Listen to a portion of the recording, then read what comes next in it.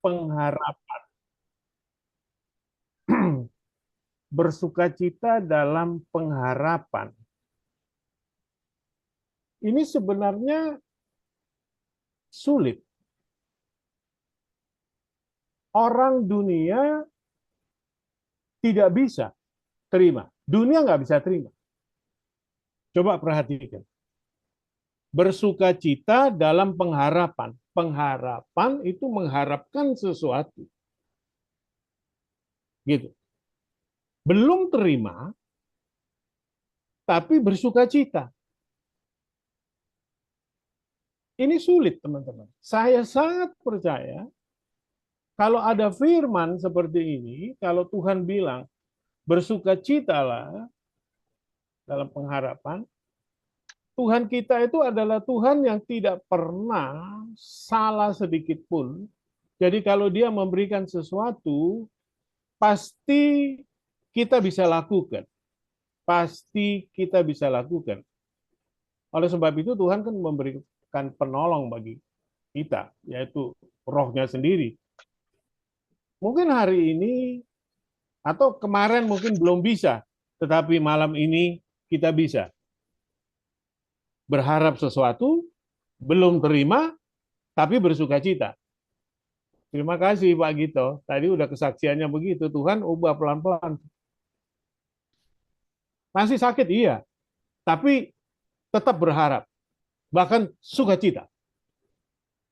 Wow. Itu dahsyat. Nah, teman-teman, buat orang dunia, apalagi yang bukan umat Tuhan, tidak bisa merasakan atau menikmati ini. Berharap sesuatu, belum terima, tapi ada sukacita. Haleluya. Boleh Pak di slide berikut ya. Nah, puji Tuhan. Roma 12 ayat 12, nanti pelan-pelan kita lihat.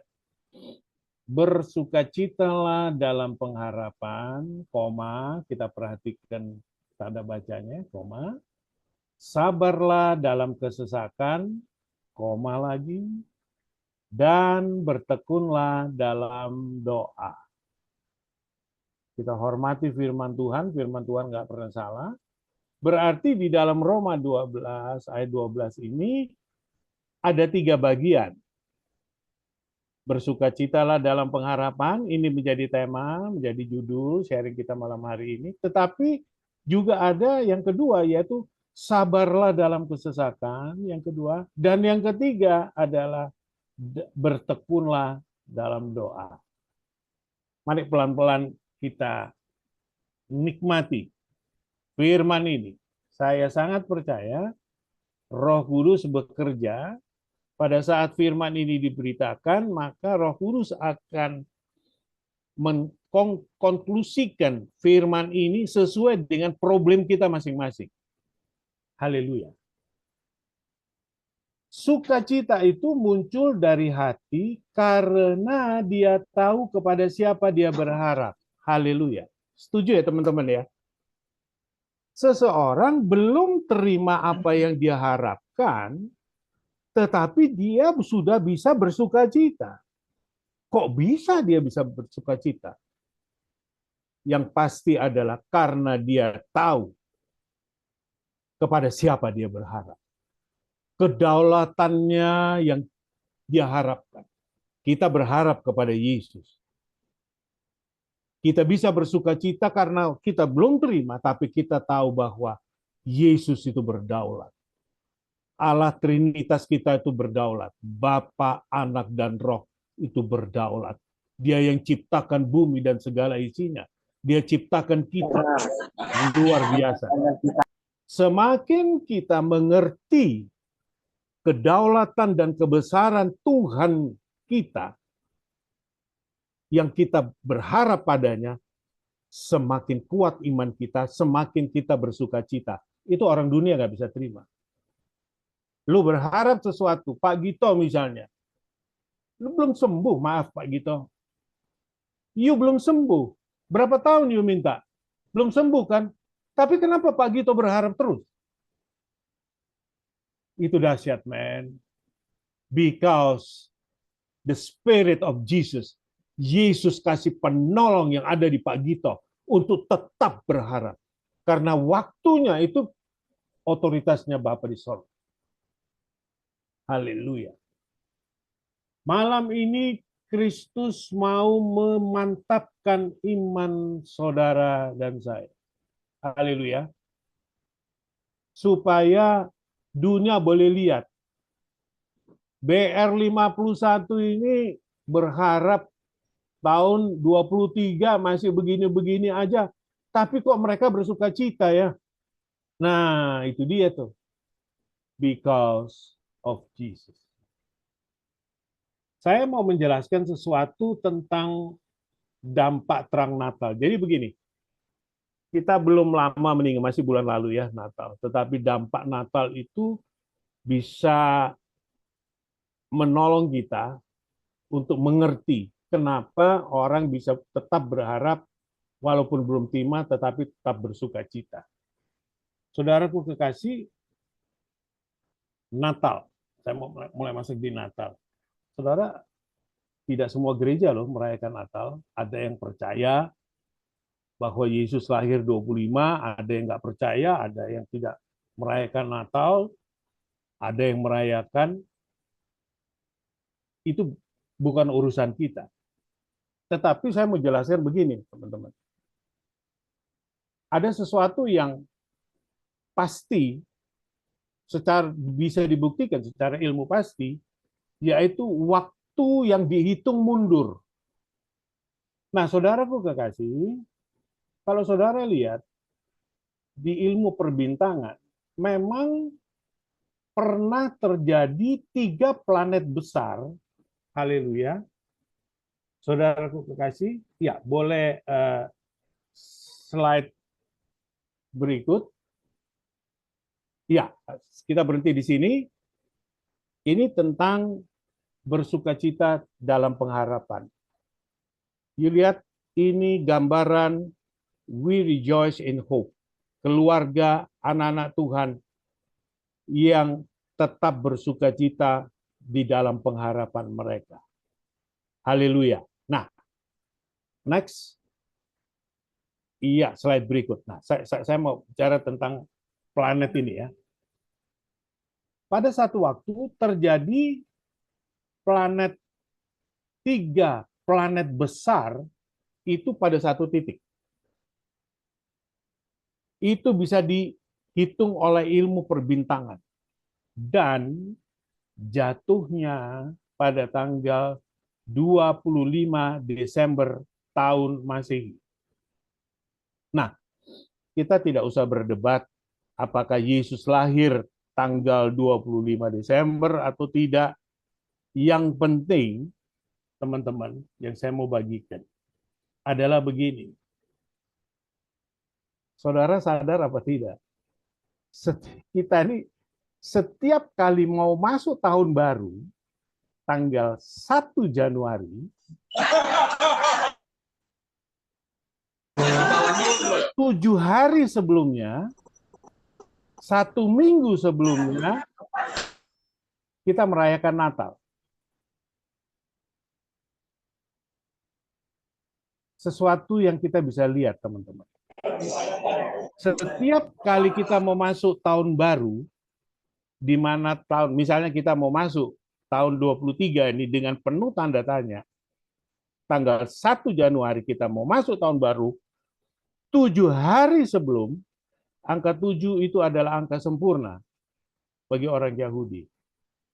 Terang dari surga sudah menerangi kita. Setuju ya? Setiap mau masuk tanggal 1 Januari, tanggal 25 Desembernya, kita merayakan kelahiran anak terang. Berarti Tuhan sudah menerangi umatnya, menerangi saudara dan saya pada tanggal 25 Desember dengan terang kuasanya untuk mempersiapkan kita masuk di tanggal 1 tahun 23 yang penuh tanda tanya. Silakan tahun 23 penuh tanda tanya, tetapi saudara dan saya sudah mendapatkan terang dari sorga di tanggal 25 Desember. Kita nggak usah bicarakan ribut ada betul Yesus lahir tanggal 25 apa tidak, tetapi secara ilmu perbintangan memang 3 planet besar itu pada satu titik itu terjadi tanggal 25 Desember. Makanya disebut tahun Masehi. Kenapa disebut tahun Masehi? Dia adalah Isa Al-Masih. Masehi. Jadi teman-teman, 7 hari sebelum kita memasuki tahun 23 ini, sebenarnya terang sorga sudah menerangi kita terlebih dahulu. Tinggal kita pertaruhkan iman percaya kita masuk, kita sekarang sudah mulai menjalani tahun 23. Dunia boleh bilang tanda tanya, tetapi saudara dan saya sudah diterangi oleh Tuhan Yesus Kristus. Oleh sebab itu, tetap bersukacita, tetap berharap di tahun 23, amin. Tetap karena kita sudah mendapatkan terang dari sorga 7 hari sebelum kita masuk di tahun 23. Itu bagian yang pertama. Bersukacitalah dalam pengharapan. Puji Tuhan. Haleluya. Nah, itu tadi saudaraku kekasih kan di ayat Roma 12 ayat 12 ada 3 bagian. Yang pertama bersukacitalah dalam pengharapan. Yang kedua adalah sabarlah dalam kesesakan. Haleluya. Ya, boleh slide yang tadi kita iya, wah, maaf saya saking asik saya lupa. Ini gambaran yang luar biasa. Ini perayaan Natal, teman-teman. 7 hari sebelum kita memasuki tahun baru ya. Sebenarnya terang sorgawi sudah ditetapkan Tuhan 7 hari. Selalu sebelum memasuki tahun yang baru. 7 hari sebelumnya Tuhan sudah menerangi kita. Amin. Nanti masuk lagi tahun 24, kalau Tuhan masih izinkan kita menikmati tahun 24, perhatikan. 1 minggu sebelum Tuhan sudah tetapkan, ada terang dari sorga menerangi kita umatnya. Haleluya. Puji Tuhan. Kita masuk di poin kedua. Sabarlah dalam kesesakan. Waduh, kalau baca kesesakan ya, saya rasa sama lah. Saya juga kalau bisa jangan sesak Tuhan. Tapi Tuhan bilang sabarlah dalam kesesakan. Ternyata saudaraku, itu yang dibilang pikul salib. Jadi justru di dalam kesesakan itu Tuhan mau nyatakan kebesarannya dalam kehidupan kita. Supaya kita dapat menjadi terang bagi orang lain. Sesak, tetapi sabar. Haleluya. Harus ada kesesakan supaya muncul kesabaran. Haleluya. Setuju ya teman-teman? Ternyata firman ini maunya Tuhan adalah harus ada kesesakan supaya muncul buah kesabaran. Kalau enak-enak terus, bagaimana kesabaran itu bisa keluar? Anak-anak Tuhan harus teruji dong kesabarannya. Bukan berarti saya sudah lulus kesabaran. Enggak juga teman-teman, harus diakui. Iman itu memang naik turun. Tetapi kan Tuhan Yesus perbarui. Perbarui. Semakin bisa sabar, semakin bisa sabar, semakin bisa sabar. Tuhan luar biasa loh. Makanya firman Tuhan katakan tubuh jasmani merosot, tubuh batinia diperbarui. Kalau tubuh jasmani tidak merosot, susah kesabaran itu untuk semakin kuat, semakin kuat. Makanya setelah kita melihat ke belakang ya, justru kalau tubuh jasmani sudah tambah umur, kesabaran itu mulai tambah muncul, berbarengan. semakin tubuh jasmani merosot, semakin kesabarannya naik. Luar biasa Tuhan kita itu. Haleluya.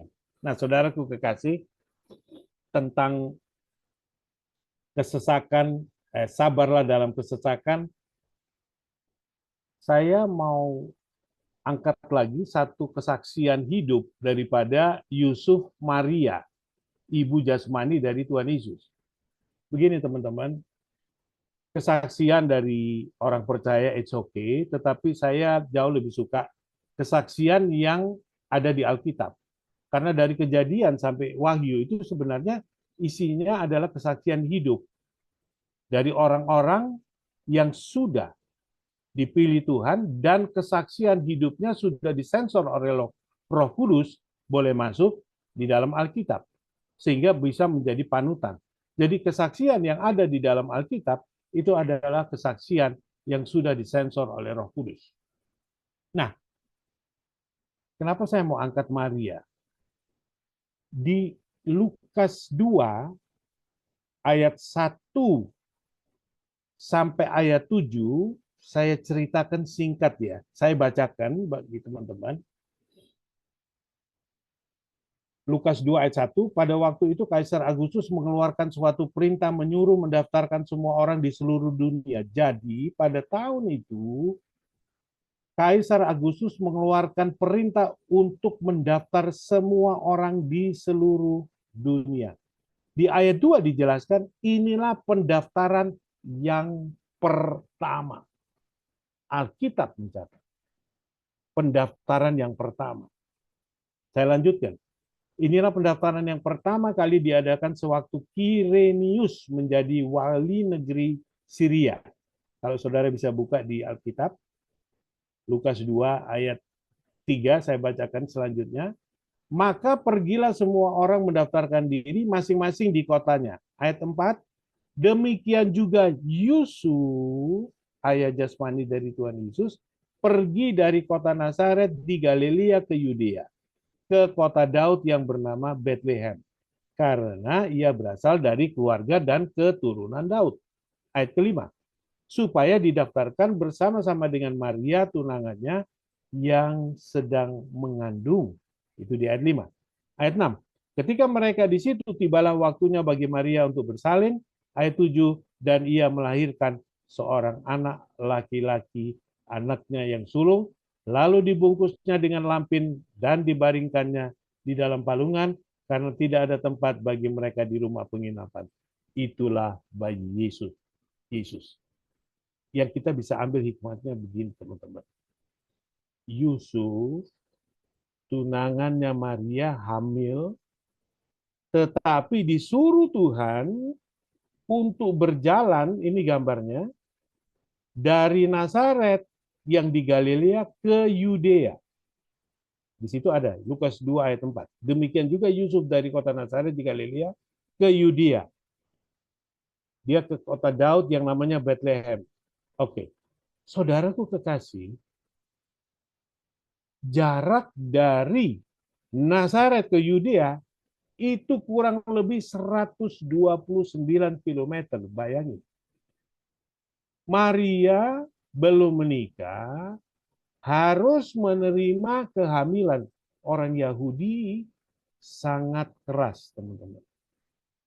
Itu sudah menjadi tekanan kesesakan Maria. Belum menikah, sudah hamil. Yang tahu adalah Yusuf dan Maria. Yang dia hamil itu Roh Kudus. Tetapi orang-orang lain pun tidak tahu. Itu kesesakan yang Maria terima. Dan Yusuf. Mereka disuruh jalan 129 km kurang lebih. Naik keledai. Bukankah ini satu kesesakan? Tetapi Yusuf dan Maria tetap taat kepada perintah dari Tuhan melalui malaikat. Saudaraku kekasih, mereka sampai di Yudea, Yesus lahir. Nah, poin sabarlah dalam kesesakan begini, yang saya mau bagikan. Orang Majus mempersembahkan emas, kemenyan, dan mur. Haleluya. Ternyata teman-teman, Semua itu sudah diatur oleh Tuhan.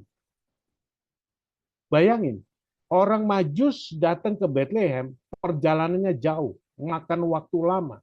Tetapi mereka sudah digerakkan oleh Bapa untuk membawa emas, kemenyan, dan mur. Haleluya. Nah, boleh dilihat slide berikutnya. Terima kasih, baca. Nah,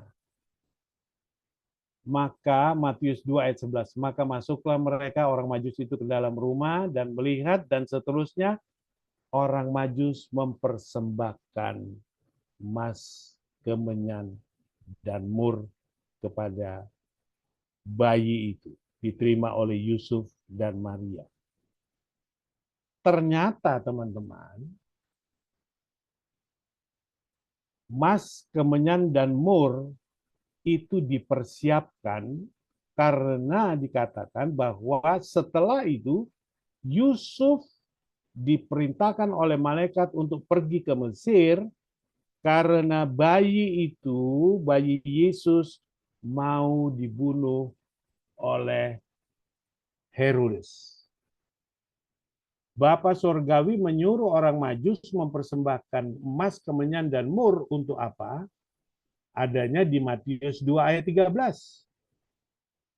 Setelah orang-orang Majus itu berangkat, kata Alkitab, di Matius 2 ayat 13, setelah orang-orang Majus itu berangkat, nampaklah malaikat Tuhan kepada Yusuf dalam mimpi dan berkata, bangunlah, ambillah anak itu serta ibunya, larilah ke Mesir, dan tinggallah di sana, sampai aku, kata Tuhan, aku berfirman kepadamu, karena Herodes akan mencari anak itu untuk membunuh dia. Hikmat apa yang kita bisa ambil, teman-teman? Kehidupan bayi Yesus plus kehidupan Yusuf plus kehidupan Maria di Mesir sudah dipersiapkan Bapa Surgawi melalui orang Majus. Haleluya.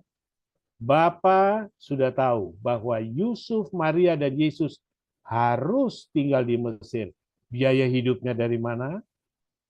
Iya, Bapak sudah persiapkan melalui orang Majus dengan mereka mempersembahkan emas, kemenyan, dan mur. Apa yang kita bisa ambil di dalam bersabar, sabarlah dalam kesesakan. Tahun 23 mungkin hari ini kita belum apa-apa.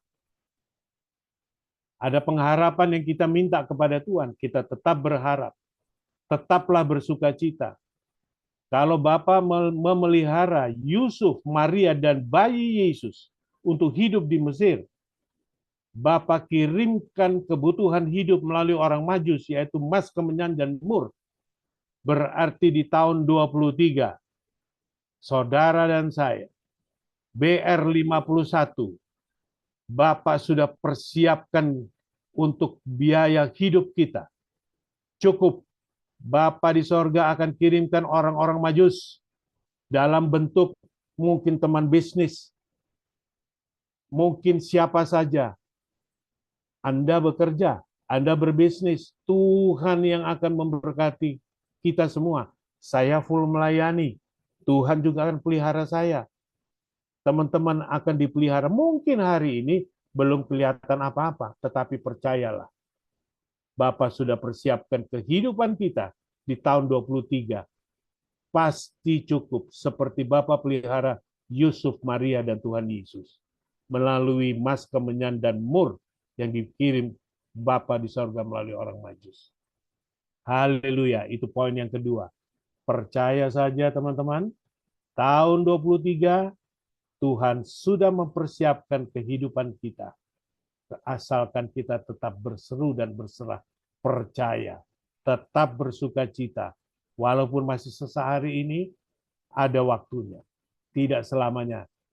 Tuhan juga mengerti akan kebutuhan kita. Haleluya. Kita masuk di poin ketiga.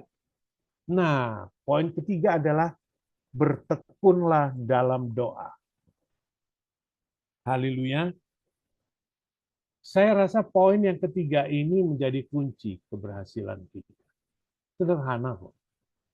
Poin ini saya mau bagikan, kan dikatakan bahwa bertekunlah dalam doa. Bagian yang harus kita lakukan itu ada di Yosua 1 ayat 8. Teman-teman mungkin bisa buka dia. Iya, oke. Ini dia. Terima kasih Pak Chandra. Kalau kita mau aman di tahun 23, ini yang harus kita lakukan. Mungkin teman-teman sudah membaca firman tiap hari. Bagi yang belum, bacalah firman tiap hari.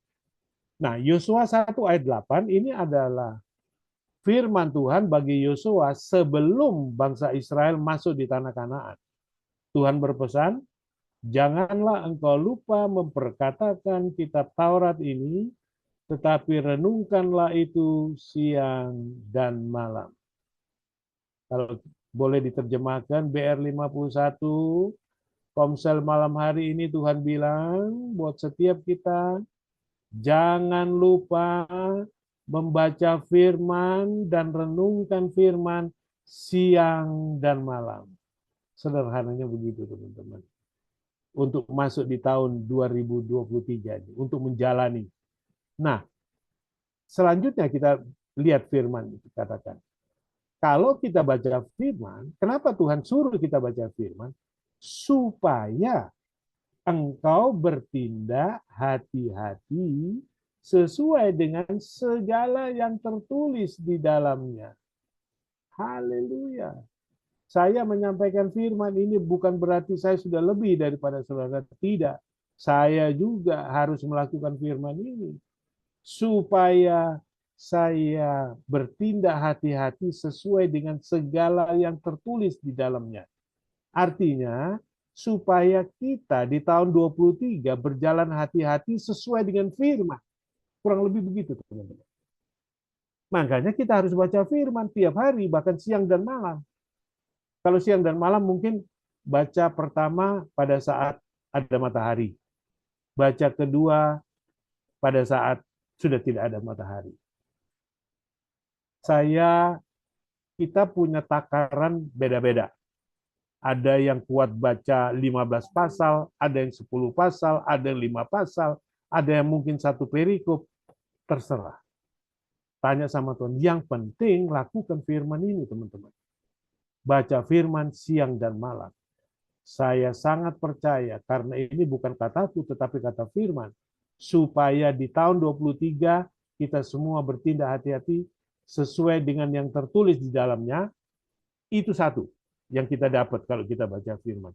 Yang kedua adalah, sebab demikian perjalananmu akan berhasil.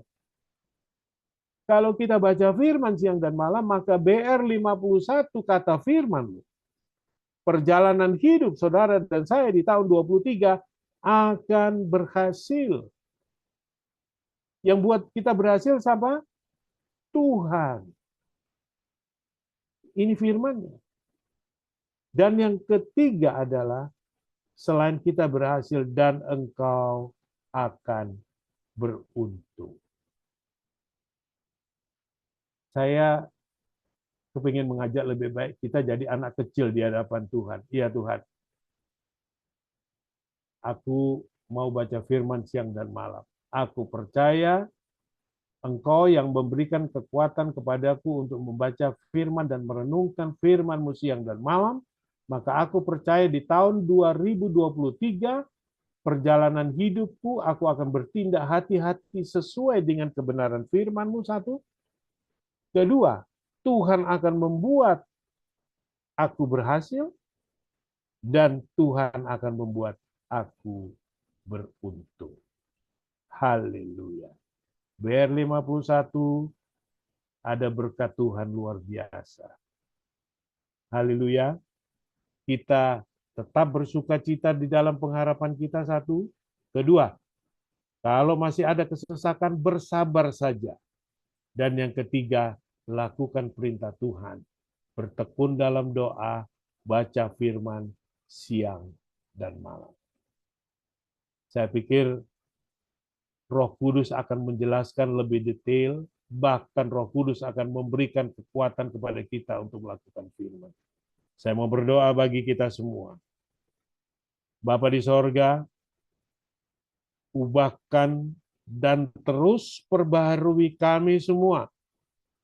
Komsel ini, BR51, juga seluruh keluarga kami, untuk kami kembali kepada rencana dan rancangan-Mu, ya Bapa, yang sudah Engkau tetapkan bagi aku sejak aku ada di rahim ibuku. Bukankah firman-Mu berkata seperti itu? Jadilah kehendak-Mu ya Bapa, bagi kami semua yang ikut komsel malam hari ini. Kami akan kembali di dalam rencana dan rancangan-Mu. Engkau yang buat kami tahun 2023. Engkau buat kami menjadi kuat di dalam membaca firman dan berdoa siang dan malam. Engkau akan membuat kami bertindak hati-hati sesuai dengan kebenaran firman-Mu satu. Engkau akan membuat kami berhasil, dan Engkau juga yang akan membuat kami beruntung. Terpujilah Bapa, terpujilah Tuhan Yesus, terpujilah Roh Kudus di dalam nama Tuhan Yesus. Haleluya. Amin. Silakan Pak John. Puji Tuhan, ada Pak Minardi. Silakan Pak Minardi. Akan memimpin kita malam hari ini untuk mungkin ada pertanyaan. Silakan Pak Min. Oke, Pak John.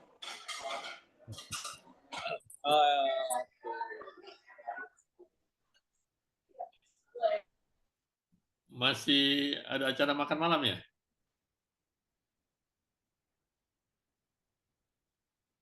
Pak Min.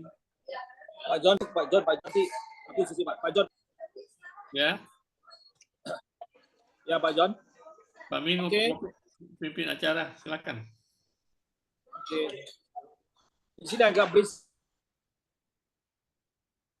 Wah, sinyalnya putus-putus. Oke, saya take over sebentar ya. Pak John, bisa lanjut dulu. Iya, oke. Oke, teman-teman, kita bersyukur firman hari ini cukup meneguhkan dan putus-putus Pak Min. menguatkan kita untuk menyongsong kita Pak Henry yang dipakai Tuhan, dan ini sesuai dengan kerinduan kita di tahun 2003. Siapapun kita, apapun persoalan kita, baik pergumulan kita,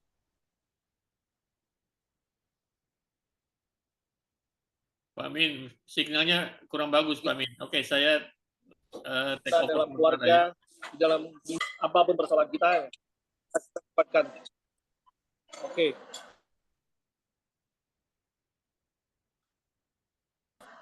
Pak Minardi. Ya, jadi kesempatan kepada teman-teman untuk maksimal tanya jawab. Jika ada yang mau ditanyakan, silakan Pak John. Lanjut Pak John. Sini berisik banget.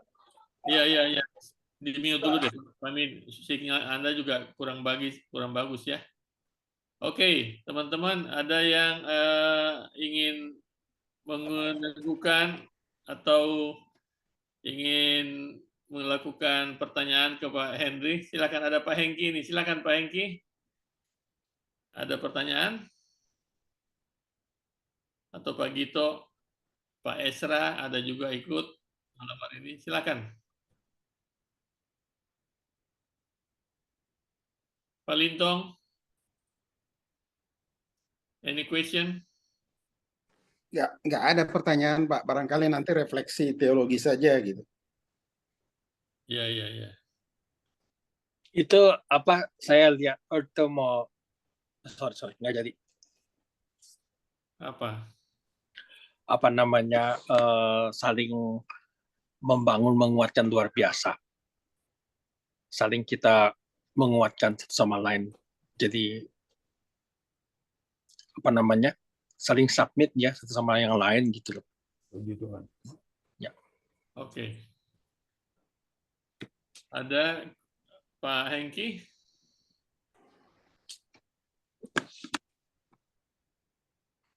Saya Pak Henry, saya ingin Ya. kemarin Natal ini tiba-tiba saya berdoa tentang kenapa Yusuf dan Maria ini tidak mendapatkan tempat penginapan ya pada saat mereka pulang ke Bethlehem ya, sehingga keadaan mendesak Maria harus melahirkan di kandang domba. Saya mengambil satu kesimpulan ya, seperti Pak yang dikatakan tadi, bahwa Israel itu satu bangsa yang sangat prinsip ya tentang kekudusan, kesucian. Nah, waktu mereka mungkin masuk ke penginapan, mereka pasti akan ditanya, ini suami istri sudah menikah belum? Belum. Oh, ini istrinya sudah hamil. Nah, mungkin penginapan itu rejected. Kayak sekarang ada mau peraturan, setiap kali mau menginap di hotel mesti bawa surat nikah. Nah, mungkin itu. Jadi semua penginapan menolak mereka. Karena begitu ditanya, Yusuf jujur berkata belum menikah. Dan Maria mengatakan, ini udah hamil.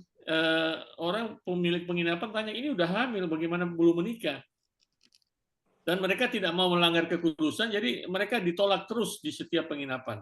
Dan ini menurut saya beban yang sangat berat yang dialami oleh, seperti Pak Hendy katakan tadi, oleh Yusuf dan Maria ya. Masakan mereka pulang ke kampungnya tidak ada satu orang yang mau terima di rumahnya. Nah ini saya melihat Yesus ini datang ke dunia ini ada mengalami 6-7 kali penolakan ya. Pertama ditolak dari tempat dia berada, harus pulang ke kampungnya. Kemudian di kampungnya ditolak oleh semua tempat penginapan, ya sampai melahirkan di kandang binatang. Kita yang paling miskin rasanya tidak pernah ada yang melahirkan di kandang binatang ya. Ini ditolak ya. Bukan Yusuf nggak punya uang ya. Ini ditolak karena memang menurut saya Alkitab tidak menceritakan secara detail. Tapi kenapa mereka itu pulang ke kampung mereka kok tidak ada keluarga pun satupun yang mau menerima, ya. Kemudian yang ketiga, Firaun itu tidak menghendaki bayi itu lahir, ya, sampai mereka harus lari ke Mesir. Penolakan yang keempat, bangsanya sendiri menolak dia, ya, sampai menghukum dia menyalibkan Tuhan Yesus. Dan kelima yang saya lihat, apakah manusia yang sekarang ini masih tetap juga menolak dia. Ya, ini hal-hal yang kalau ada kaitan tadi dengan Pak Hendy katakan tentang peristiwa perjalanan Yusuf dan Maria menuju ke Yudea, ke Bethlehem. Ini sangat berat ya kalau kita lihat ya. Yusuf pertama-tama ingin menolak Yesus ya. Betul. Kalau malaikat tidak bicara langsung kepada Yusuf, mungkin Yusuf yang salah satu pertama yang menolak Maria hamil. Wajar saja ya, Yusuf ini belum pernah menghampiri Maria, tapi kok tiba-tiba Maria sudah hamil, ya, sudah mengandung. Saya rasa ya pria-pria yang ada di sini juga belum bisa menerima ya kehamilan seorang pacar mereka yang belum disentuh tiba-tiba sudah hamil. Pasti terjadi percecokan.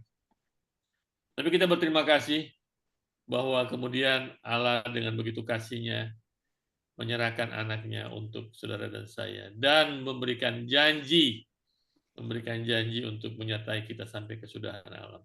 Itu dari saya Pak Henry, mungkin tambahan untuk meneguhkan firman Tuhan malam hari ini.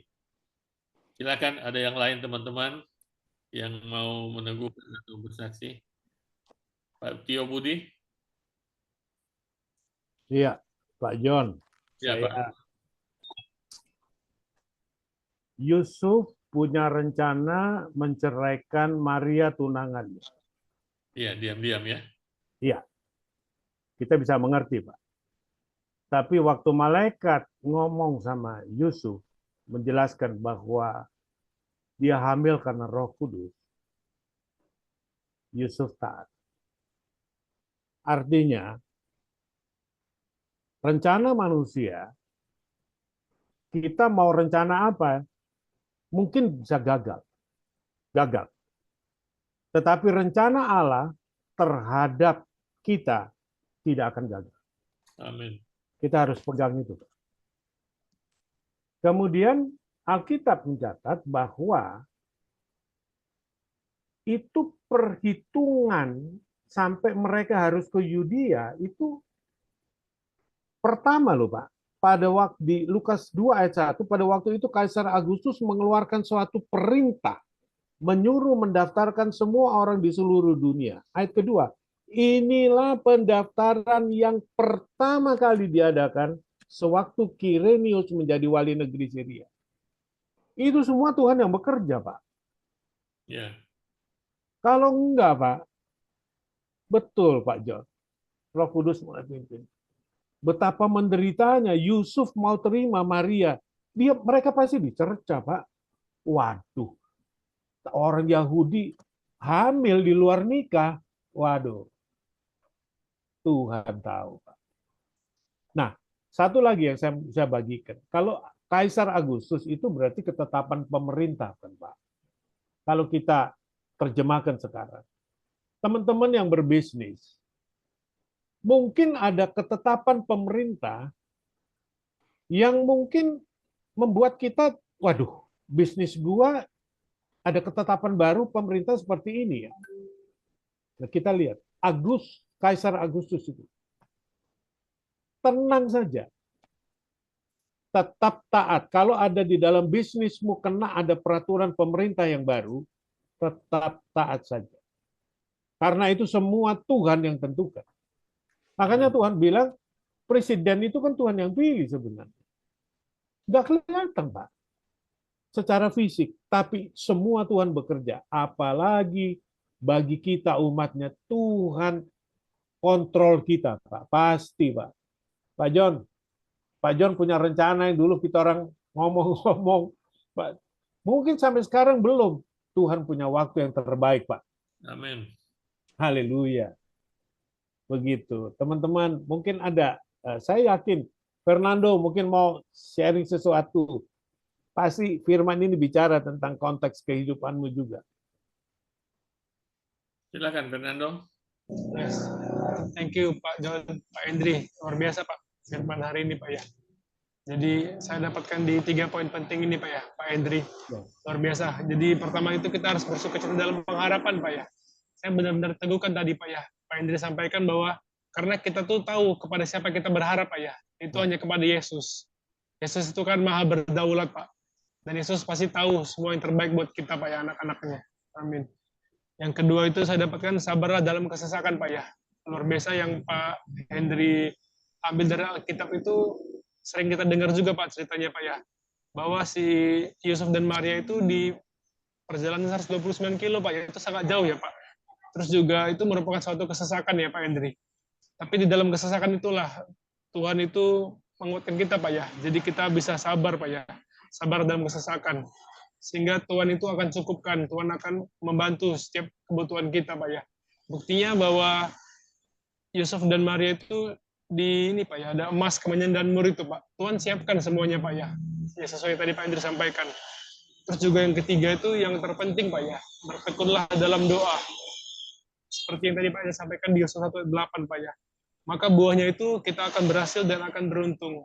Tapi ya semuanya tetap sesuai kehendak Tuhan, Pak ya, sesuai waktunya Tuhan. Thank you, Pak Hendri. God bless, Pak.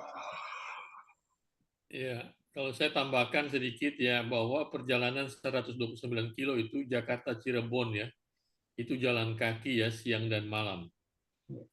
Itu nggak main-main ya, dan waktu itu bulan Desember kita tahu di daerah sana itu musim dingin, Pak. Ya, saya bisa kadang-kadang kalau dalam perenungan malam Natal itu ya, saya bisa membayangkan bagaimana perasaan Yusuf waktu itu dan Maria. Mereka berjalan begitu jauh dalam keadaan hamil tua ya. Kalau saya membayangkan kasihan ya. Bukan jalan yang gampang ya, tidak ada kendaraan, hanya keledai, dan keledai itu tidak bisa jalan cepat ya. Itu luar biasa ya. Makanya saya katakan begitu Yesus lahir aja, dia masih ditolak oleh manusia, bahkan bangsanya sendiri. Makanya kita malam hari ini sangat bersyukur ya, kalau Tuhan itu tetap membela kita dalam segala perkara.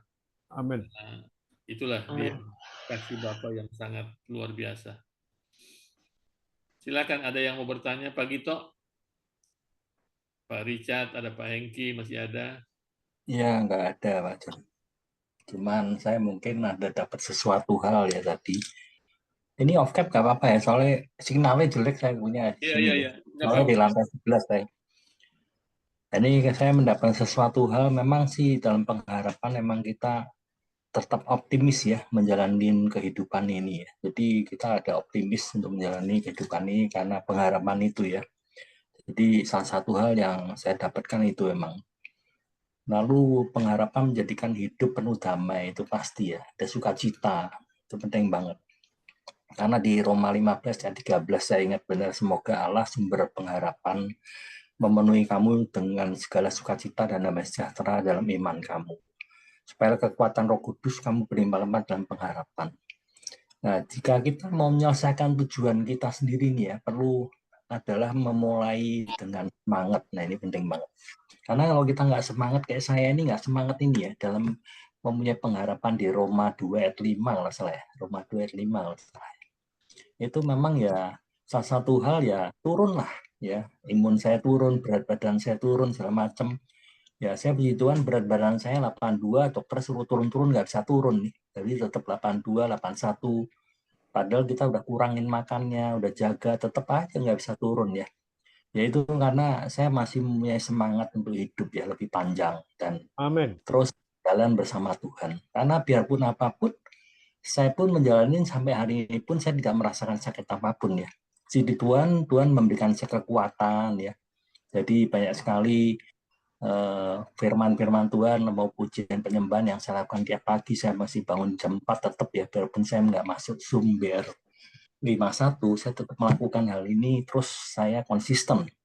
Jadi terbangun jam 4, terus jam 5, terus ya mendengarkan ya, karena mohon maaf, karena ya saya sendiri terus terang dianjurkan sama dokter itu harus 8 jam minimal harus tidur, karena saya jam 10 tidur, jam 10, jam 4 bangun, dan 6 jam. Siang itu kadang-kadang nggak bisa tidur. Nah, makanya kalau habis doa pagi itu jam 5 itu doa, ya kira-kira tidur 1 jam lumayan, siang tidur 1 jam pas 8 jam itu. Jadi ya nanti ada kesempatan mungkin saya diizinkan Tuhan kalau memang bisa gabung mungkin saya akan join kok pasti ya. Jadi waktu Tuhan yang terbaik. Makanya Yesaya 55:8 itu jelas mengatakan bahwa waktuku bukan waktumu ya, jalanku bukan jalan, itu jelas. Ya ini aja mungkin yang saya sampaikan Pak John ya. Thank you Tuhan diberkati ya. Oke, Pak Gito, thank you ya. Malam hari ini memang firman Tuhan Pak Pendeta Henry ini sangat luar biasa ya. Tuhan Sabar Yesus, Pak. ya. Tuhan Yesus. Ya, sabarlah dalam kesesakan ya. Itu sangat luar biasa itu. Wow. Saya mengalami Pak ya. Ini beberapa hari ini kan saya mereka muat lagi di berita ya. Saya punya sertifikat diblokir 6 tahun Pak. Saya harus bersabar selama 6 tahun. Sudah nggak masuk di akal Pak. Tapi itulah dunia yang kita hadapi sekarang ini. Saya mencoba untuk tidak mengeluarkan biaya Pak. Dan memang akhirnya memang tidak bisa jalan Pak. Jadi teman-teman kalau mungkin baca di media, waduh, saya coba bersabar. Dan saya tahu waktunya Tuhan itu bukan waktu saya. Tuhan sedang mengajar saya untuk tetap bertekun dalam doa. Amin. Nggak gampang, Pak. Nggak gampang. Orang bisa bilang, ya sabarlah, sabarlah. Oke. Tapi orang yang menjalankan itu, kalau bisa diganti ke mereka, bagaimana? Mereka bisa nggak? 3 bulan aja sertifikat diblokir, sudah ngamuknya sampai ke ubun-ubun. Saya 6 tahun loh, Pak. Jadi sampai hari ini. Tapi satu hal yang positif yang saya tangkap dari kejadian saya bahwa nilai tanah saya semakin hari semakin naik. Mungkin kalau lalu-lalu sudah terjual, mungkin sudah habis ya uangnya. Tapi sekarang nilai aset saya itu bertambah terus. Nah, ini hal yang positif yang saya lihat cara Tuhan untuk memberikan kepada kita satu plus point yang tidak pernah kita pikirkan. Nah, itu aja tambahan dari saya tentang kesabaran. luar biasa. Silakan Pak Tio. Haleluya. Pak John, tentang kesabaran. Mungkin Pak John sendiri tidak tahu batas kesabaran Pak John. Yang tahu tuh Tuhan, Pak. Ya, Kalau Tuhan masih kasih suruh sabar, berarti Tuhan tahu. Pak John masih kuat. ya, Wow, wow, wow. Saya punya itu sendiri, Pak. Problem sendiri. Masih bertahan sampai sekarang. Masih tetap bertahan, Pak. haleluya. Sesak. Tapi saya percaya, Pak. Baca firman tiap hari itu punya kuasa. Sedikit bergerak, sedikit bergerak. Kalau nggak punya kuasa, Tuhan nggak mungkin suruh kita baca firman tiap hari, Pak. Punya kuasa. Saya belajar setia baca. Begitu, teman-teman. Ya, Tuhan tahu kesabaran, batas kesabaran Pak John. Berarti sampai hari ini Tuhan bilang masih kuat. 6 tahun masih kuat. ya, Haleluya. kalau kasus tanah saya Pak itu sudah dari 2013, ini sudah 2023 ya, 10 tahun Pak, Iya. terombang-ambing. Itulah. Yang satu lagi diblokir sudah masuk tahun ke-6. Ya, saya coba terus bertahan bersama dengan Tuhan. Saya tahu Tuhan tidak pernah memberikan masalah melebihi kemampuan saya. Amin. Itu aja yang saya pegang. Dan sampai hari ini Tuhan pelihara keluarga saya, kami bisa makan, kami bisa istirahat, walaupun tinggal di rumah orang ya. Inilah. Ya, saya mau kasih sedikit kesaksian ya Pak. Khususnya ini mungkin untuk Pak Gito nih, saya udah kangen dengan Pak Gito juga. Nggak mau telepon-telepon, tapi ini saya kangen. Tapi ini kesaksian saya nih. Dari tadi saya kan tungguin, ini kan kalau di sini kan jam 11 malam ya. 11 malam tuh pada waktu 5 jam sebelum waktu siang itu, ini kan Australian Day kan, maksudnya holiday. Yeah.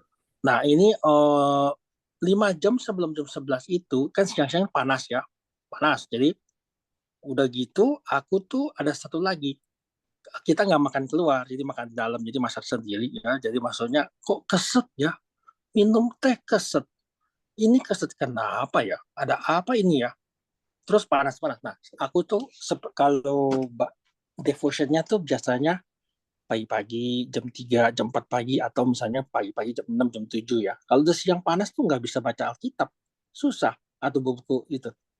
Jadi aku ambil, apa ya, thinking apa yang I have to do gitu loh. Jadi aku pakai Facebook Live. Jadi Facebook Live itu aku eksperimen, aku latihan. Jadi supaya di live itu aku singing atau apa gitu ya, pokoknya activate. Nah itu bisa kalau siang-siang panas, tapi tetap bisa. Tapi yang keset ini baru kemudian malam itu dapat solutionnya. Begitu aku upload 2 lagu ke SoundCloud, ya, baru dapat. Hilang. Itu bisa makan sama family enak gitu malamnya. Aku ingat satu ayat. Kalau kamu tidak bekerja, jangan kamu makan. Betul. Aku kerjanya cuma masukin upload 2 lagu ke SoundCloud, hilang. Baru kita bisa makan. Enak, family enak. Anyway, kesaksian. Jadi itu apa namanya? Betul juga ya aku pikir. Kalau gitu kerjaanku ya masukin upload lagu aja ke SoundCloud gitu. Nanti apa namanya kesetnya yang dalam itu bisa hilang gitu. Oke, puji Tuhan. Ya, thank you. Thank you Pak Gerard. Ya. Pak Chandra sudah masuk nih. Ya. Silakan.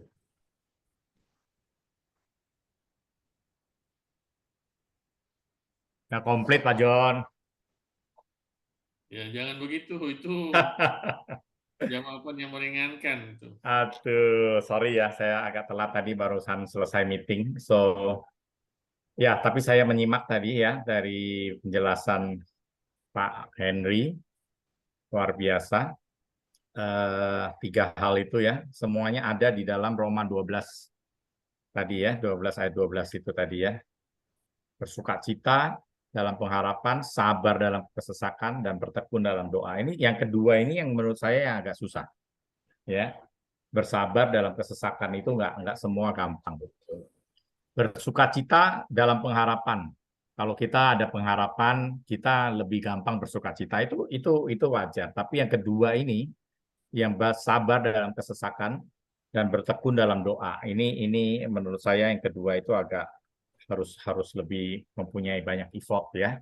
Kalau practically-nya seperti itu. Jadi kita harus mengasah kesabaran kita ya supaya kita bisa melihat dari sisi pandangnya Tuhan.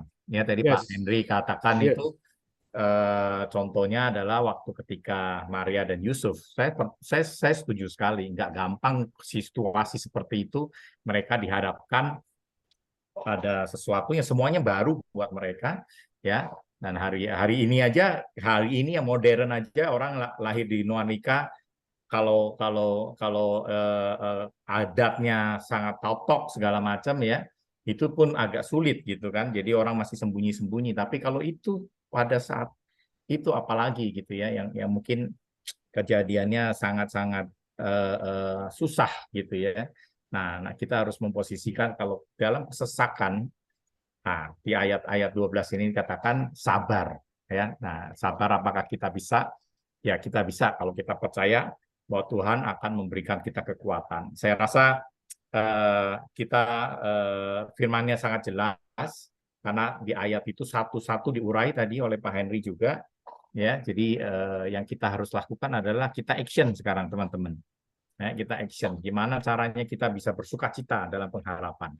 Ya, kalau ada harapan biasanya kita sukacita. Itu nggak sesuatu yang sulit lah. Tapi kalau kita ada kesesakan ini, nah gimana kita harus bisa sabar, memposisikan diri kita dengan luar biasa, kita bisa sabar gitu. Dan yang ketiga tadi adalah bertekun dalam doa. Ya biasanya orang kalau dalam kesesakan, bertekun dalam doa juga ada yang nggak sulit gitu loh. Karena menurut saya orang yang kepepet mau nggak mau udah dihadapkan satu masalah, dia pasti akan bertekun dalam doa teman-teman. Ada dua tipe orang sih. Satu akan makin dekat dengan Tuhan, yang kedua juga menjauh ya. Tapi bertekun dalam doa kalau orang menghadapi masalah itu juga wajar kalau saya katakan. Makanya yang pertama dan yang ketiga itu sesuatu yang manusiawi, yang sangat wajar. Tapi yang tengah-tengah itu yang menurut saya agak sulit kita terapkan. Nah, kita harus latih, ya. Kalau saat kita merasa diri kita lagi dalam kesesakan, di mana kita harus bersabar. Menurut saya itu sih yang saya dapatkan intisari hari ini. Ya, banyak orang mencerca, banyak orang memaki pada saat Yusuf dan Maria di kondisi seperti itu. Tapi mereka sabar. Kalau mereka nggak sabar, rencana Tuhan nggak bisa tergenapi.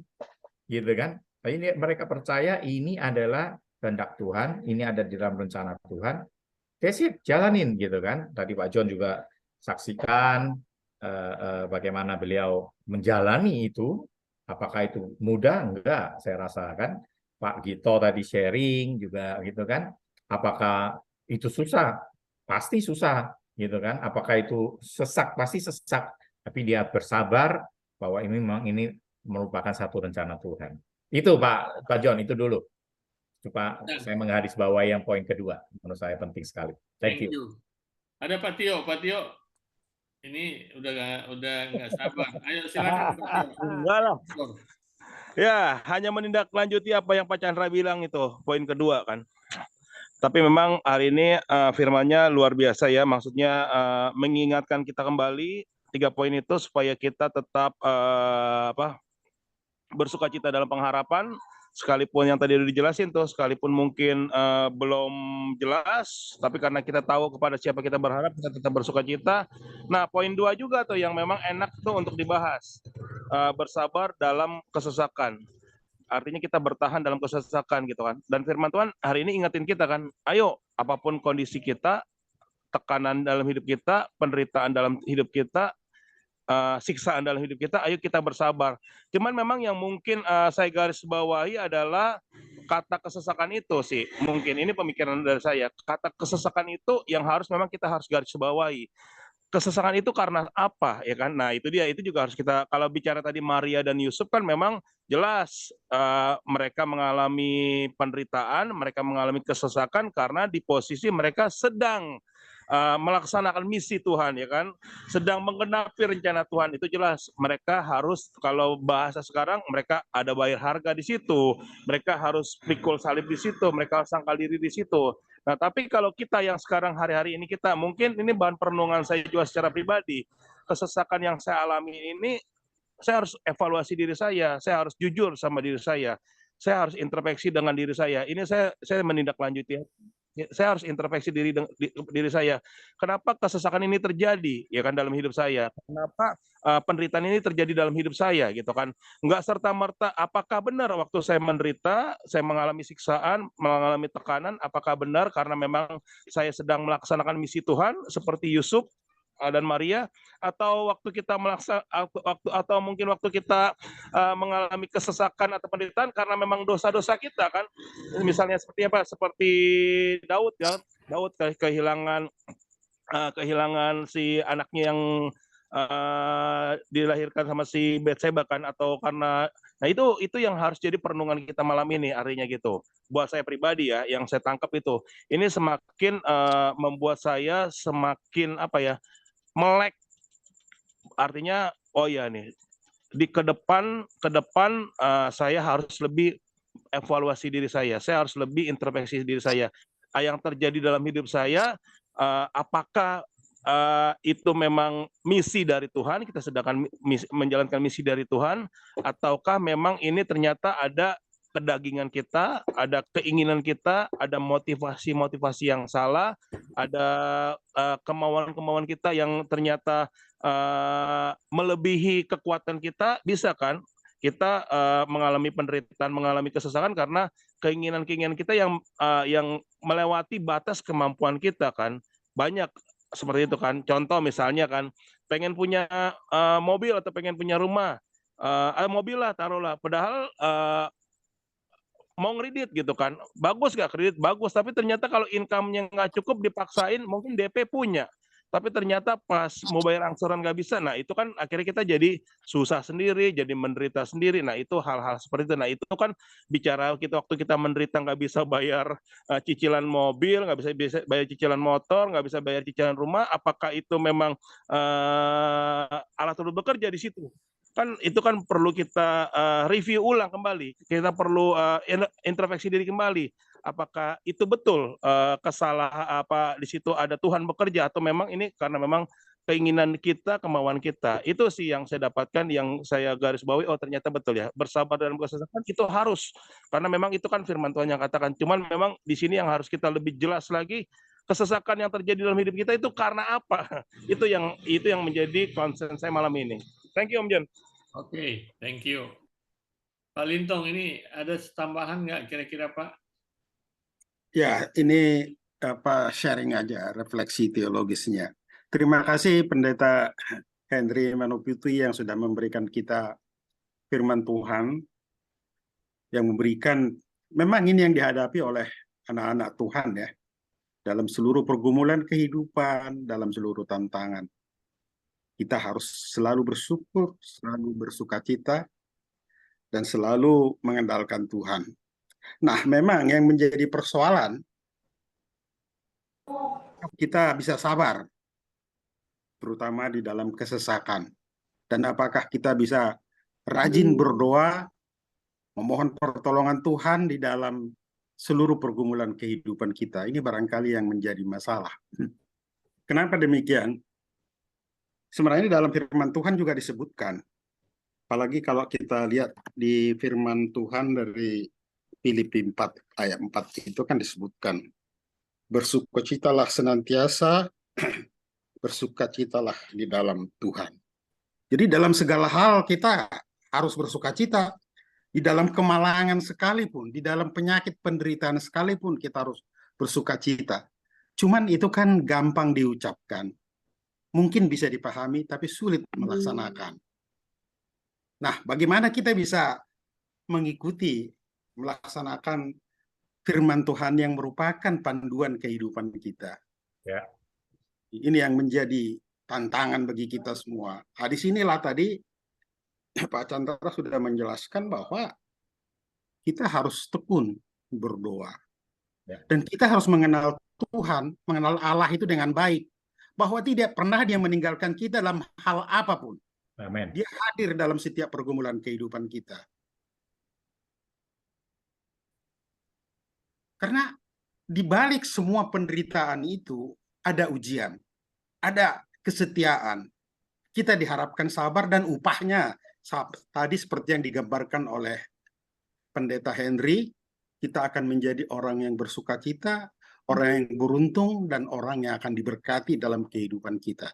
Jadi ada upahnya gitu. Cuman kan tidak semua orang bisa bertahan dalam pergumulan ini. Nah, disinilah barangkali saudara-saudaraku yang terkasih, kita membutuhkan persekutuan seperti ini supaya kita saling menopang. Yes. Ini penting sekali menurut saya ya. Karena doa teman itu, ucapan sedikit pun yang menghibur itu membuahkan hal-hal yang baik di dalam persoalan kita. Amin.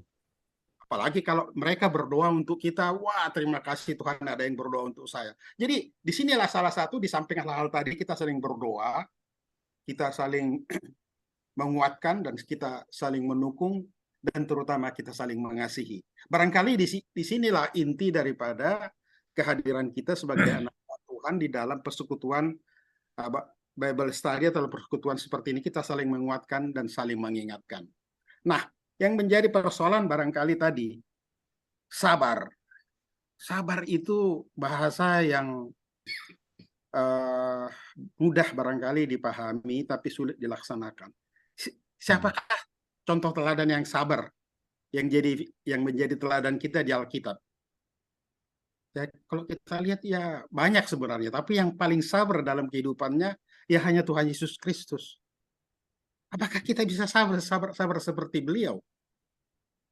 Nah, disinilah barangkali juga kita harus tetap terbuka bahwa menjalani kehidupan ini memang tidak mudah. Tetapi kita percaya ada janji Tuhan yang menyatakan kita adalah anak pilihan Tuhan yang diberkati, yang dipilih menjadi orang yang akan memuliakan namanya. Dan hidup kita akan diberkati sepenuhnya, sukacita berlimpah, dan Tuhan akan senantiasa menyertai kita. Nah, tadi barangkali saya hanya sedikit sharing mengenai kenapa Tuhan Yesus lahir di kandang domba. Nah, saya pernah membaca buku. Memang refleksi teologis daripada kehadiran Tuhan Yesus ke dunia ini bukan untuk orang kaya. Apapun, Tuhan bisa. Tuhan Yesus bisa lahir di istana yang paling megah itu, yang paling mewah.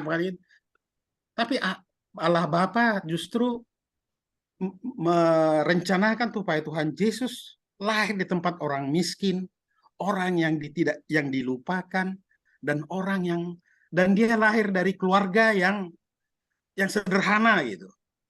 Dan ini juga barangkali pertanyaan untuk saudara-saudara kita yang sebelah.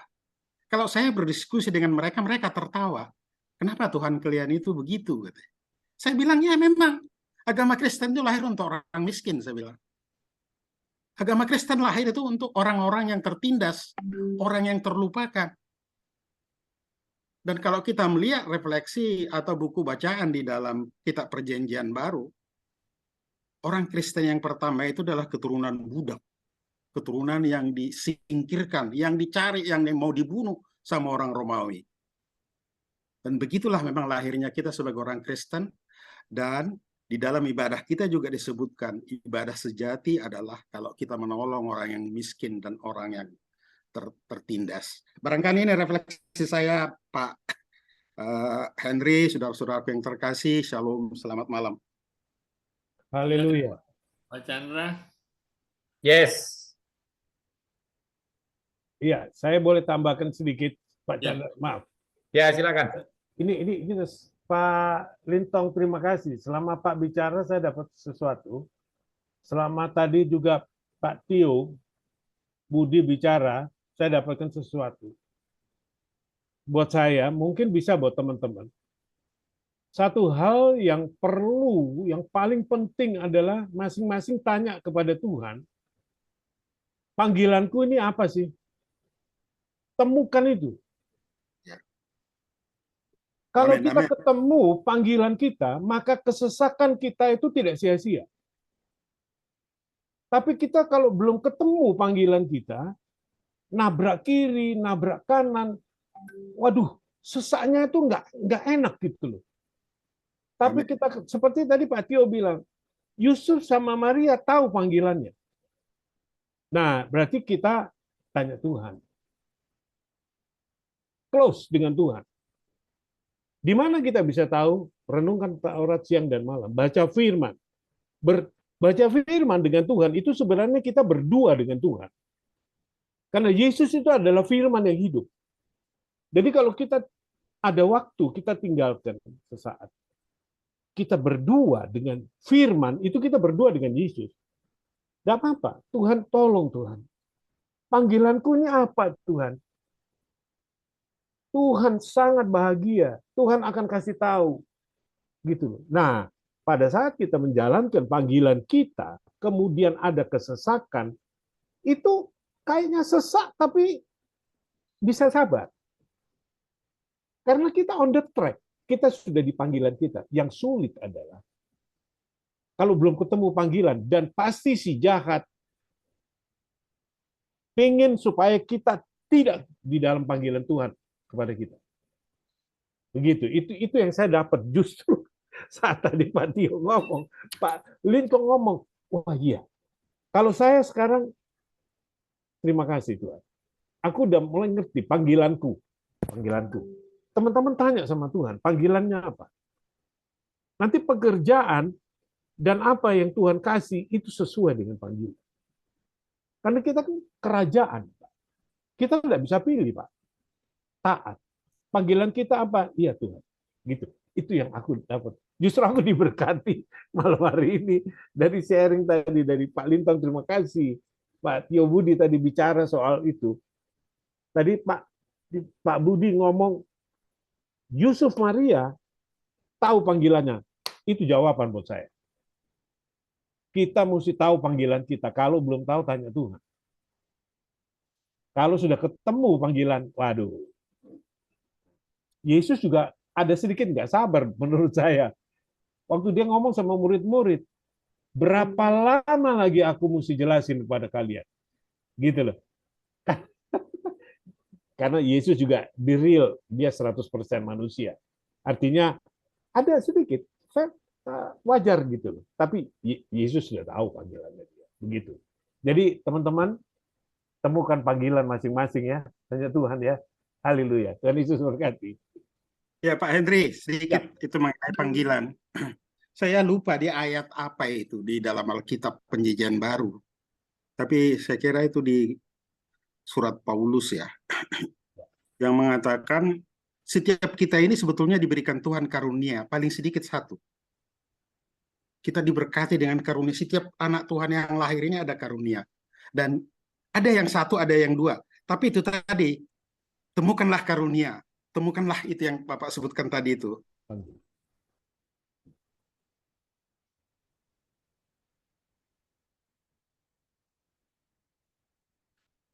Silakan Pak John. Ya, kalau menurut saya, yang poin 2 yang Pak Chandra bilang itu sangat tidak enak ya, sabar dalam kesesakan. Saya pikir begini ya, setiap pengikut Kristus itu masing-masing punya salib, ya. Dan itu penderitaan yang kita diizinkan oleh Tuhan, itu bukan Tuhan itu jahat, tidak. Tapi Tuhan ingin menjadikan kita itu contoh bagi orang lain. Seperti rasul-rasul itu mengalami semua penderitaan yang paling berat. Itulah yang kemudian memberikan kita kekuatan ketika kita menghadapi persoalan.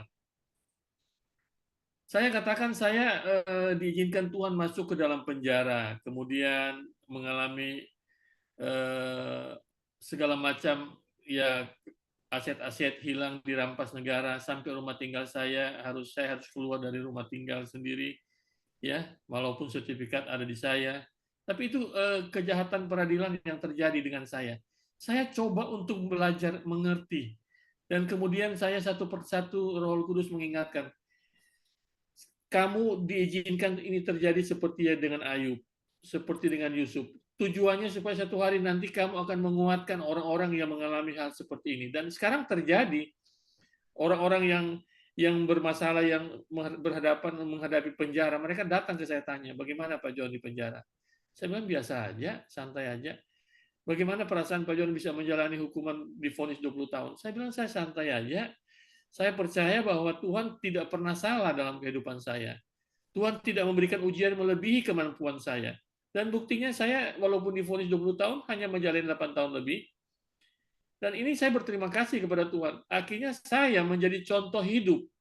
Ya. Dalam istilah medis itu kelinci percobaan, is okay lah.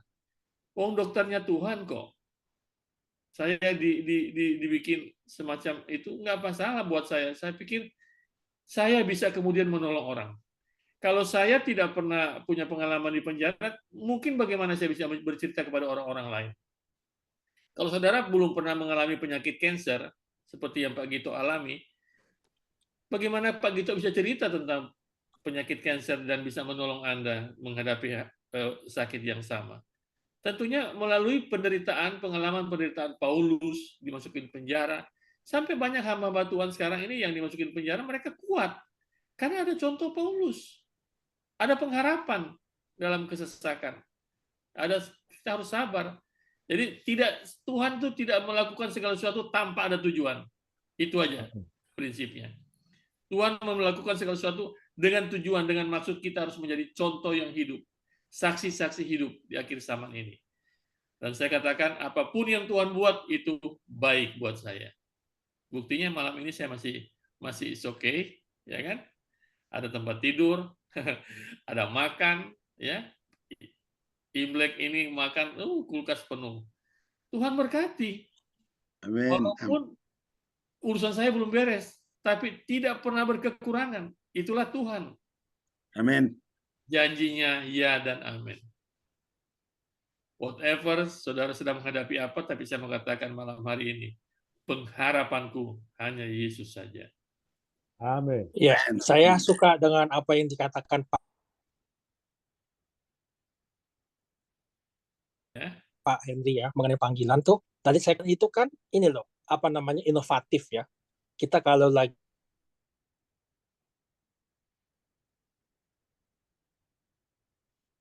Pak Gerald signalnya jelek ya, putus-putus. Mungkin dimatikan aja videonya Pak. diam-diam inspirationnya apa. Videonya dimatikan mungkin. Pak Gerald, videonya dimatikan aja. Matikan aja videonya kalau memang nggak kuat. Jelas Pak suaranya? Ya, suaranya jelas kalau matiin video. Ya ini udah suaranya. Oh jelas ya. Oke. Nah, jadi panggilan itu ada isinya. Biasa kalau kita devotion, ya ini isinya tidak hanya dari kita ada inspiration, Tuhan kasih inspiration kalau kita lagi ini. Anyway, panggilan ya, itu ada isinya. Maju melangkah. Jadi kalau Mazmur 23 bilang sekalipun aku berjalan dalam lembah kekelaman atau kegelapannya, aku tidak takut bahaya, sebab Engkau besertaku, gadamu dan tongkatmu itu yang menghibur aku. Gada dan tongkat itu adalah satu panggilan. Satu lagi ayat di Engkau menyediakan hidangan bagiku di hadapan lawanku. Nah, hidangan bagiku itu adalah satu panggilan, satu innovation, adalah satu inspiration yang Tuhan kasih di mana kita bisa maju melangkah. Ya, dulunya sebelumnya kita tuh problem solving model Ayub ya, atau modal penderitaan. Tapi setelah itu kita maju melangkah, tidak di situ aja. Kita maju melangkah. Jadi bagaimana? Nah itu adalah kita mesti ada sediakan waktu untuk thinking, untuk berpikir, untuk menganalisa. Bagaimana kita diam-diam gitu nanti timbul inspirasi gitu loh. Oh ini. Nah tinggal Tuhan dikonfirm dengan hikmat dari Bapak. Hikmat, jadi inspirasi kita dikonfirm dengan hikmat Bapak. Jadi saya setuju dengan Pak Henry, panggilan, maju melangkah bersama dia. Ada satu, ya, thank you. Oke. Pak Esra, ada mau tambahkan Pak? Pak Yuwin mau Pak Yuwin, pamit. Sebelum pamit, ada yang mau ditambahkan Pak Yuwin? Kesaksian dikit dong Pak Yuin. Pak, saya nambah sedikit ya Pak. Oh ya Pak Ezra, silakan. Yo. Ya, dari menyimak tadi itu sangat luar biasa Pak. Tadi kenapa Yesus lahir di kandang domba. Tapi pikiran saya malah tertuju kenapa Yesus di situ dilahirkan di palungan Pak. Terus saya berpikir palungan. Palungan itu kan tempat untuk makan binatang ya Pak ya. Di situ kan tempat yang kotor. Loh, kenapa kok Yesus ada di palungan, dilahirkannya di palungan? Nah di situ terus kemudian saya berpikir, loh kenapa kok di situ yang datang itu para gembala. Nah para gembala ini kan orang-orang rendahan ya Pak, zaman dulu itu ya, orang-orang yang paling rendah dianggapnya. Terus kenapa di situ kok ada orang Majus? Terus kenapa di situ kok ada malaikat? Ya, di situ ada malaikat. Terus saya berpikir gini, oh iya ya, ternyata nubuat-nubuat para nabi, Alkitab di Perjanjian Lama itu semuanya digenapi, Pak. Nggak ada satupun yang nggak digenapi. Cuma satu yang belum digenapi, yaitu kedatangan Tuhan Yesus yang kedua kali. Nah, kemudian tadi kembali ke palungan. Kenapa kok Yesus dilahirkan di palungan? Nah, palungan itu adalah kan tempat makan domba-domba, Pak. Nah, sedangkan kita ini pun disebut domba, Pak. Disebut domba-domba. Nah, sedangkan Yesus sendiri kenapa di palungan? Ternyata Yesus sendiri disebut roti hidup. Barang siapa makan dagingku, dan seterusnya. Loh, saya baru ngerti di situ. Oh iya ya. Ternyata dari nubuat-nubuat itu cara Tuhan itu sangat luar biasa. Mungkin di luar pikiran kita. Kenapa kok di palungan? Ternyata Yesus adalah roti hidup untuk domba-dombanya. Kemudian kenapa di situ ada gembala? Ternyata Tuhan datang tuh untuk kalangan yang paling rendah, yang paling hina. Loh, kenapa kok ada orang Majus? Ternyata Yesus pun datang untuk orang-orang kaya, Pak. Orang-orang intelektual, orang-orang pintar. Loh, terus kemudian nggak cuma itu, kok kenapa ada malaikat, makhluk surgawi? Ternyata Tuhan Yesus pun untuk makhluk-makhluk seperti malaikat-malaikat itu, Pak. Itu sangat luar biasa, Pak. Kenapa Yesus datang lahirnya di kandang domba, kenapa di palungan? Nah, tadi saya dapat berpikir ke situ, Pak. Wah, ternyata benar-benar Tuhan kita itu dahsyat. Dia datang ke dunia tidak seperti yang kita pikirkan, cara-cara ajaib, cara-cara luar biasa. Itu Pak, terima kasih Pak. Amin, amin. Amin. Jadi semua representatif ada, gitu ya Pak Isra ya? Semua perwakilannya ada. Iya, betul Pak, betul. Lengkap. Ya, Silakan teman-teman yang lain, Pak Gimin. Lanjut dulu Pak. Apa kabar Kyonghi, Pak Chandra? Kyonghi. Habis Kyonghi langsung kasih tanggapan. Silakan. Baik, kalau tidak ada, kita menyanyikan sebuah pujian. Nanti Pak Chandra tutup dalam doa ya. Pengharapanku hanya Yesus saja. Doa Pak William ke Om John. Pak William. Mana Pak William? Ada. Pak Chandra. Udah ada gambarnya tuh, lihat tuh. Udah ada gambarnya tuh. Iya.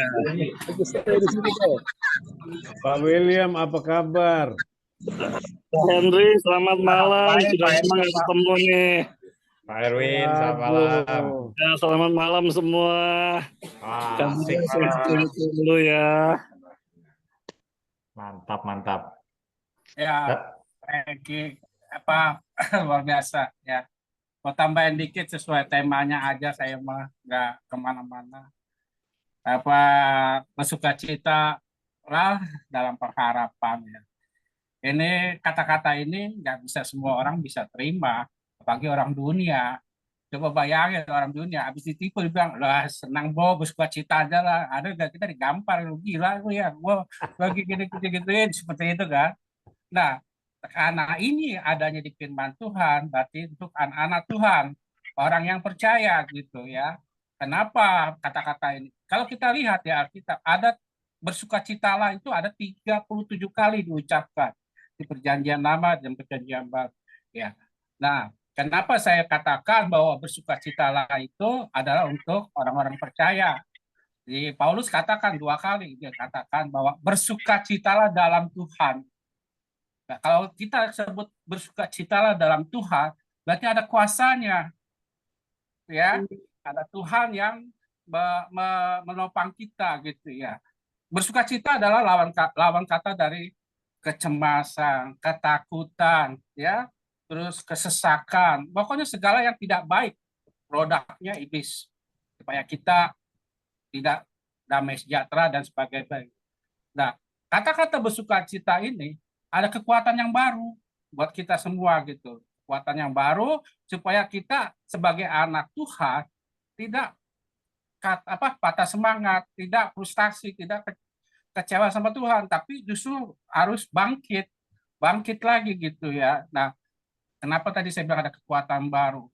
Ya, orang yang suka bersukacita lah, atmosfer di kepalanya itu akan mempengaruhi ke hatinya, jadi hati yang gembira. Di firman Tuhan dikatakan hati yang gembira adalah obat. Masa orang bergembira dia bisa jadi obat? Tentunya ada kuasa. Ya, nah itu yang saya dapatkan. Jadi sebagai orang-orang percaya, yang percaya Tuhan Yesus lahir apa dan semuanya pada cerita kemana-mana, saya cuma katakan kita orang percaya nggak boleh lagi yang berlawan katanya dari bersukacita, yaitu sedih, kecewa gitu, nggak ada, tapi bersukacita lah karena Tuhan menyertai kita senantiasa. Perlu kekuatan baru itu karena datangnya dari Roh Kudus yang sekarang selalu menyertai kita gitu. Roh Kudus kan lemah lembut, damai sejahtera, sukacita. Nah, ini yang selalu melekat dalam hidup kita. Kalau kita tidak punya rasa sukacita, berarti Roh Kudus semakin jauh. Gitu. Nah, disitulah ada kekuatan Tuhan. Disitulah ada kemenangan bagi anak-anak yang orang yang percaya. Itu aja sih, Pak. Silakan.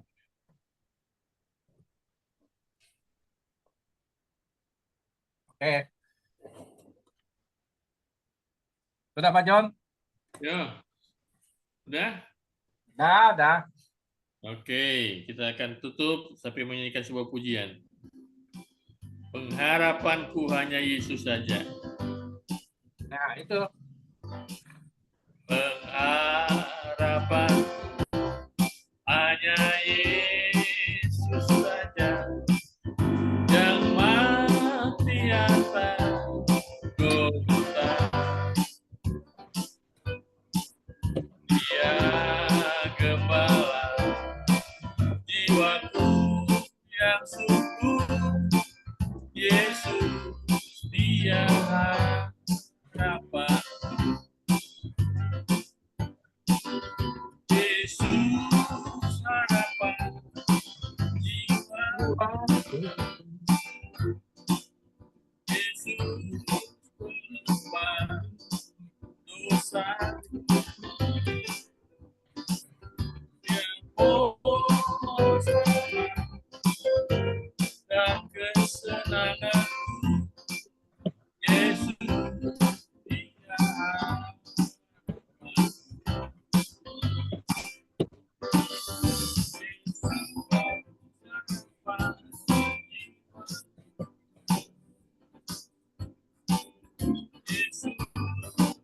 Dosa yang bos dan kesenangan,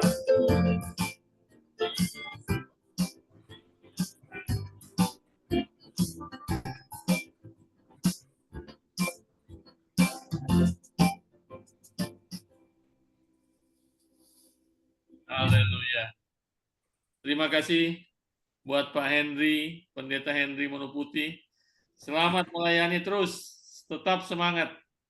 Pengharapan kita hanya kepada Yesus saja. Apapun yang akan terjadi, it will be.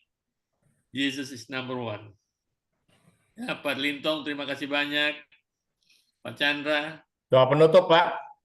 Ya, nanti Pak Chandra tolong doa Pak penutup. William yang tugas. Pak William bertugas ya. Ya. Cuma nggak baca. Oke.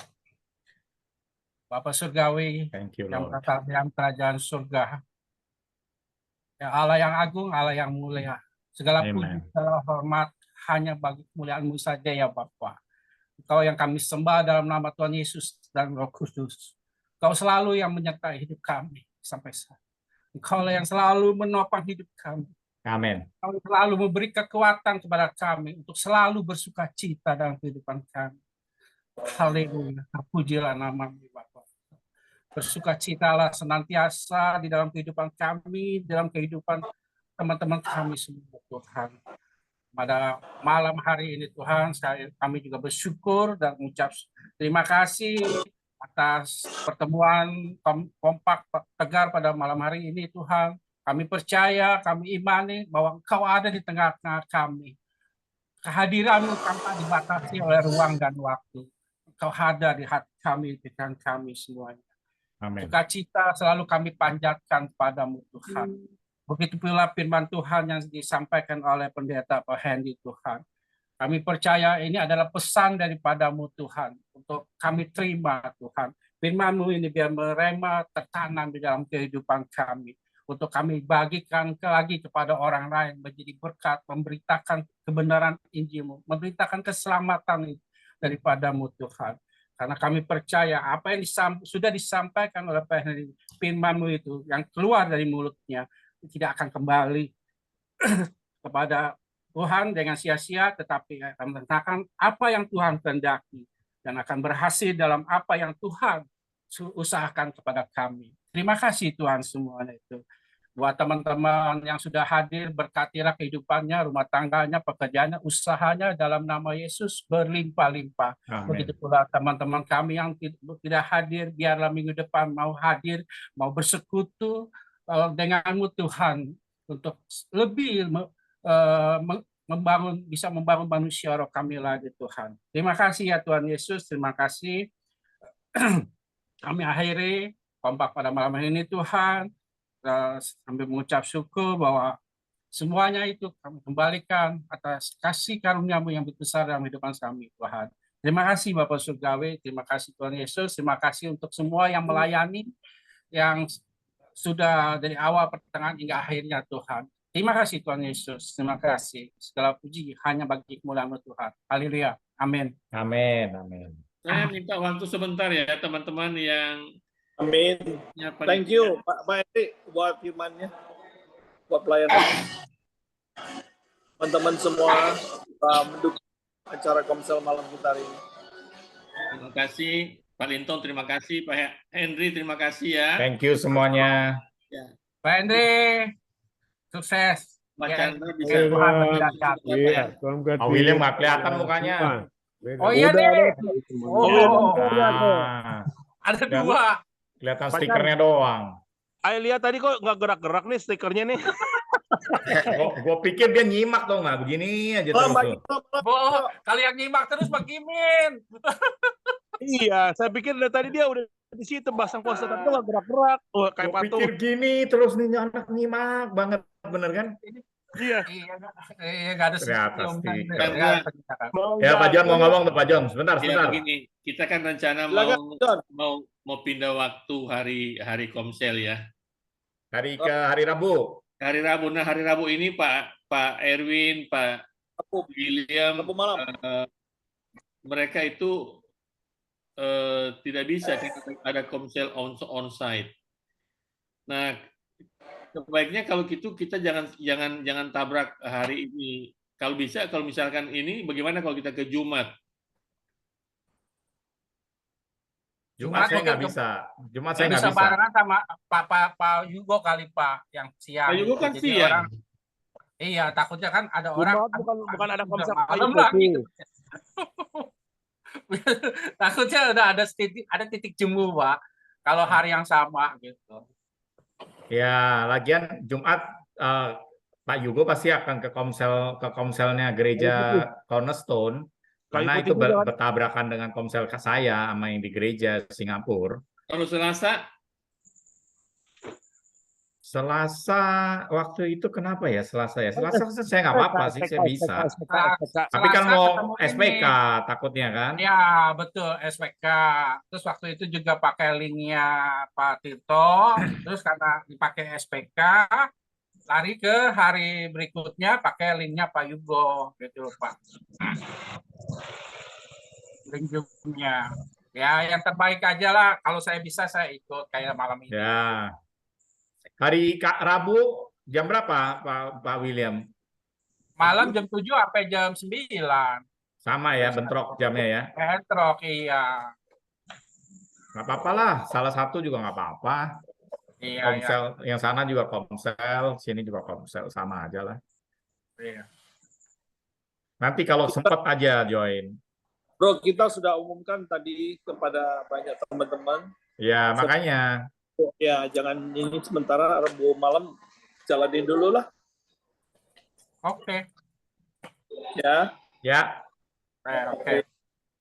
Jadi Thank you. Pak William, thank you. Pak Gito, thank you. Udah tugas ya. Yang tugas ya, thank you ya. Pak Lintong kita hari Rabu, Pak. Tadi saya mau sampaikan hari Rabu itu saya ada acara seperti ini juga, tapi keluarga saya setiap hari Rabu malam. Jadi tapi tanpa mengurangi inilah, karena memang tidak mudah juga menemukan waktu yang memang cocok kan. Ya. Emang kalau hari Kamis ini kenapa ya? Sorry, sebentar Pak. Bapak Chandra. Kenapa? Kalau saya nggak ada masalah, cuma saya selalu ada tiap Kamis, alternate Kamis itu saya pasti ada meeting. Jadi kayak tadi itu saya masuk, buka Zoom, tapi saya nggak ngikutin awal-awalnya, cuma sekilas saja gitu. Cuma saya kalau melayani saya mau 100% gitu kan. Nah Pak Tio juga kalau Kamis kadang-kadang bentrok. Pak Min juga. Jadi ada beberapa yang Pak Fernando juga kalau nggak salah. Jadi ada beberapa memang yang tugas yang PIC itu banyak yang bentrok sih Pak William gitu. Ya, saya juga semalam ada. Jadi seperti itu. Jadi awalnya kan Kamis memang awalnya kan Komsel kita Selasa sebetulnya kan. Cuma diganti ke Kamis. Tapi Kamis itu sebetulnya banyak yang bentrok, jadi nggak bisa 100%. Kecuali Pak John single fighter semuanya gitu kan, kembali ke yang dulu lagi. Saya sih nggak masalah sih kalau mau tetap stay di Kamis juga masalah. Cuma kan saya pikir kalau memang bisa bantu Pak John untuk lebih banyak ada yang in charge gitu kan, lebih bagus gitu. Saya berikut ini lagi tidak ada di Jakarta ya. Jadi mungkin 2 Komsel saya hilang, tapi saya tetap monitor. Cuma saya nggak main musik karena saya di luar kota. Ya, sukses Pak, sukses. Oke. Jadi ya, kita coba Rabu dulu lah ya. Iya, sudah disebarin nggak enak, pas berubah lagi, ya kan? Tuh, suara apa tuh? Oke, God bless. Tuhan berkati semuanya ya. Tuhan berkati, Pak. Selamat malam. Terima kasih Pak Henry, Pak Lintong. Tuhan berkati ya. Thank Selamat you. malam. Ya. Pak Gito, thank you. Thank you. Tuhan Thank berkati. you. Ya. Thank you.